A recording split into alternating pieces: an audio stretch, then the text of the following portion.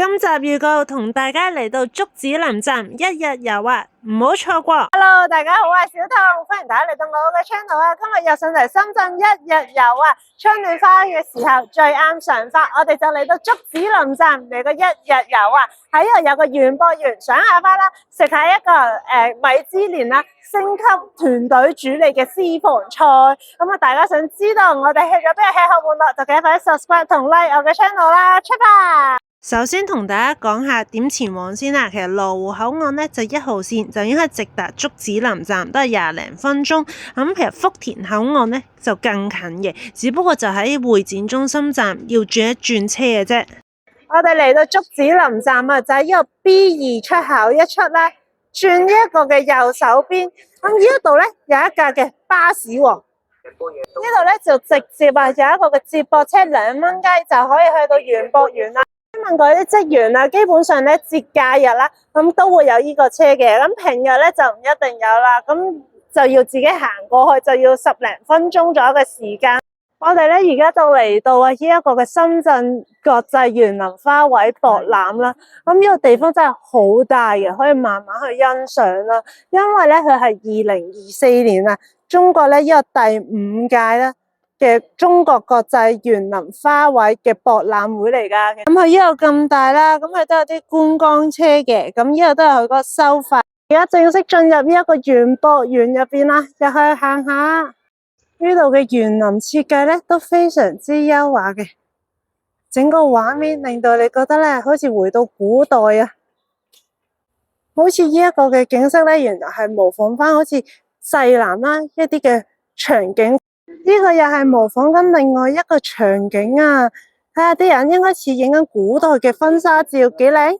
呢個就真係婚紗照啦，呢中西嘅融合。呢度嘅辣杜鵑都非常之茂盛啊！我哋跨完呢個園博園啦，佢真係好大啊，唔能夠咧一盡錄俾大家睇呢度嘅場景啊！咁啊，大家咧有興趣睇下呢啲就可以過嚟呢度行下啦。我哋而家咧就要出發食嘢啦，我哋經呢一度慢慢行落去。頭先嗰個位置一路直行，見到呢個紫竹綠道啊，就往東行呢一度行啦。望住右手邊咧，就見到大大隻字嘅中國銀行嘅旁邊啊，就會見到我哋今日嚟食呢間嘅索希津味噶啦，見到係潮粵嘅融合菜啊。而我喺大眾點評亦都見到佢係啦，熱門榜 No.1 啊，喺竹子林呢邊，仲要收藏成2萬人以上啦，咁所以咧應該唔錯嘅。仲要見到佢係咧話米芝蓮啦，一啲嘅星廚團隊主理喎，咁梗係要試下呢一度嘅質素啦。我見呢一間索希津味喺大眾點評度咧都有做一啲優惠喎，咁就有79蚊袋100蚊嘅代金券，佢仲有咧一啲嘅團購餐啦，咁佢個甜品都係做緊29個9，就呢個賀蘭晴雪。好，我哋而家先入去餐廳先啦。今日咧呢度都好多人喎，跟住咧係需要等下位，而佢呢一度嘅大堂嘅裝修都非常之精緻啦，咁就採用以9曲黃河為主題嘅，天下黃河富寧下，膝下江南魚米香，所以有好多美食喺度啊。咁就有村人咧帶我哋入 lift， 我哋而家就要上3樓。都影下呢度嘅大環境俾大家睇下先啦，呢個就係大廳位置。今日都真係好多人喺度食飯啦。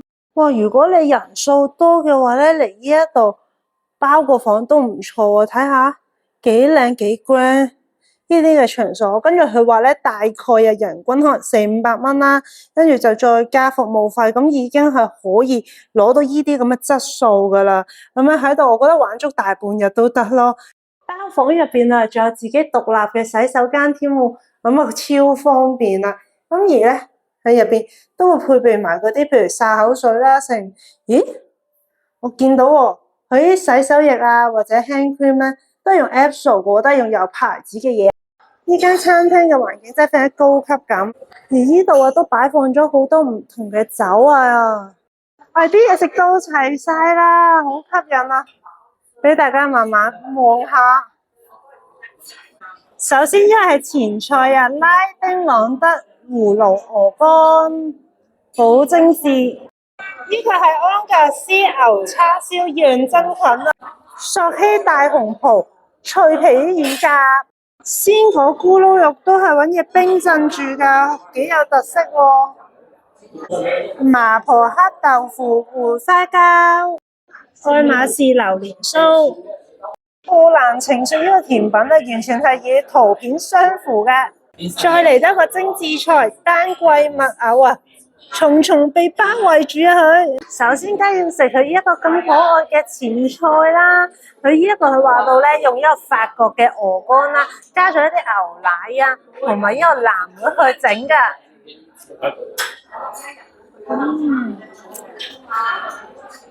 入口咧，即係好軟綿，好化咗嗰種感覺啊！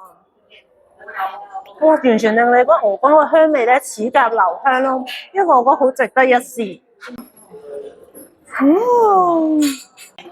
食咗呢個乳鴿啊，超正啊，真係勁爆汁咯！重點係咩？我第一次食咧係有加咗呢個大紅袍花椒，佢咧有嗰個花椒嘅香氣啦，又唔會話有好麻辣嗰種，唔會嘅，係啦，好輕微嘅啫。咁點解融入咗落去係好夾咯？咁同埋頭先佢嗰個 Cater 介紹咧，就係用到6兩嘅深圳光明乳鴿去整啦，所以選擇嘅食材係非常之優質嘅。我頭先咬咗呢個安格斯牛叉燒養真菌，我覺得非常之特別啊！因為佢中間咧夾咗嗰個黑雞嗰個松菌啊，或者杏鮑菇，有少少爽爽脆脆嗰個嘅口感啦。然後配搭咧佢嗰個牛肉嗰個質感真係好特別嘅，粵式嘅叉燒嘅整法去煮咯。哇！大家真係唔好睇少呢個咕嚕肉啊！頭先食過之後咧，冇諗過原來冰鎮型係外脆內嫩㗎。女士就最愛包包噶啦，食嘢咧佢都整到包包咁嘅樣啊！等我試下呢個榴蓮味重唔重先。哇，咬開咗啊，俾大家睇下先，入邊啊勁足料咯，係真係全部真材實料嘅榴蓮肉嚟噶。我哋將佢咧中啲鋪巢而出啦，呢個蓮藕頭先已經食咗夠噶啦，嗰個桂花味好香咯，同埋我將佢呢個傳統咧再用咗應該少糯米咁樣去整啦。我好中意食呢一個當甜品啊！我係咁夾咗幾嚿咯。食到最後就係一個荷蘭情雪啊，一個甜品，佢用到咧新西蘭嘅奶油啦去整，所以頭先一入口啊係覺得咧好軟綿啦，好化嗰種嘅感覺噶。食到最後咧都同大家分享下啦。咁我覺得呢度嘅整體環境好有5星級酒店啊，或者即係高級私房菜嘅 feel 嘅。咁啊，我覺得用呢一度嘅價錢咧係完全物超所值咯。係啊，咁特別如果大家咧係用埋佢嘅 coupon啦，咁啊仲更加抵啦。咁而大家都中意我嘅介紹，就記得快啲 subscribe 同 like 我嘅 channel，密切留意我下一次去邊度吃喝玩樂啦。